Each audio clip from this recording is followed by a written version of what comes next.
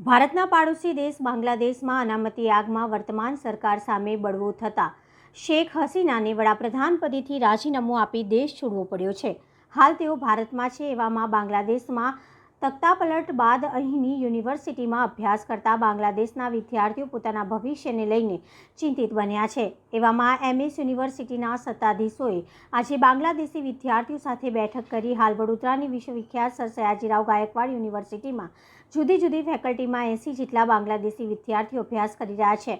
અત્યારે બાંગ્લાદેશમાં અનામત મુદ્દે ચાલી રહેલ હિંસાને લઈને યુનિવર્સિટીમાં અભ્યાસ કરતા બાંગ્લાદેશી વિદ્યાર્થીઓની સુરક્ષા સુનિશ્ચિત કરવા માટે આજે એમએસ યુનિવર્સિટીના ઇન્ટરનેશનલ એફર્ટ્સ ડિપાર્ટમેન્ટ દ્વારા 80 વિદ્યાર્થીઓ સાથે બેઠક યોજવામાં આવી હતી। આ બેઠકમાં એમએસ યુનિવર્સિટીના વાઇસ ચાન્સેલર વિજય શ્રીવાસ્તવ, રજિસ્ટ્રાર સહિત અન્ય સત્તાધીશોએ બાંગ્લાદેશી વિદ્યાર્થીઓ સાથે વિવિધ મુદ્દાઓ પર ચર્ચા કરી હતી। આ સાથે જ તેમના પરિવારની સ્થિતિથી વાકેફ થયા હતા। So it's my humble request that if you are all right, your family is all right, yes, that's why we called you all people. हम बच्चे के लिए हैं, बच्चे हमारे हैं और हम आपकी पूरी जवाबदारी लेने की जवाबदारी हमारी यूनिवर्सिटी की है और पूरी साहब આ છોકરાઓની અમે સાંજે એક મીટિંગ બોલાવી હતી। મીટિંગમાં અમે એમના પરિવારના ખબર અંતર પૂછવા માટે, એમના સ્નેહીજનોના ખબર પર અંતર પૂછવા માટે અમે મીટિંગ બોલાવી હતી અને એ લોકો અહીંયા કેવું ફીલ કરે છે, એકલવાયું નહીં ફીલ કરે।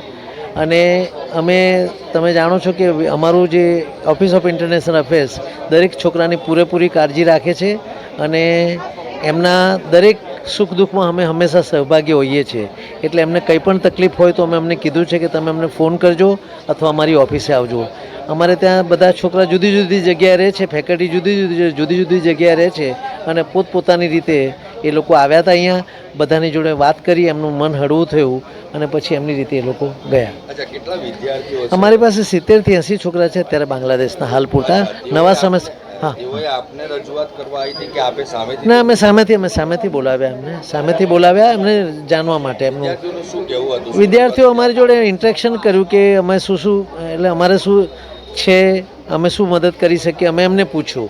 એમને તો એમને કંઈ પૂછ્યું નહીં, પણ અમે એમને પૂછીને કે અમને તમારી કંઈ પણ મદદ હોય તો અમે તમારી જોડે છે। આપનો વિદ્યાર્થીઓના કોઈ સ્વજન સાથે બાંગ્લાદેશમાં હજુ સુધી વાત નથી થઈ, અમારી મિટિંગ હમણાં જ પતી, હવે પછી અમે વાત કરીશું। આગળના સ્ટેપ શું રહેશે? સાહેબ, તો હવે અમે જે રીતે, હું તો સંસ્થા યુનિવર્સિટીનો કર્મચારી છું, અમારી જે રીતે યુનિવર્સિટી અમને આદેશ આપશે એ પ્રમાણે આગળ વધીશું। યુનિવર્સિટી જાતે ડિસિઝન લીધું કે કેન્દ્ર સરકારમાં? ના, તો સાહેબ અમે તો યુનિવર્સિટીના કર્મચારી છે, એટલે યુનિવર્સિટી તરફથી અમારે એ છોકરા અમારા છે એટલે અમારે કાળજી રાખવી પડે, જે અમે રાખીએ। હું ડૉક્ટર ધનેશ પટેલ, ડાયરેક્ટર વિદેશ વિભાગ, MSU બરોડા।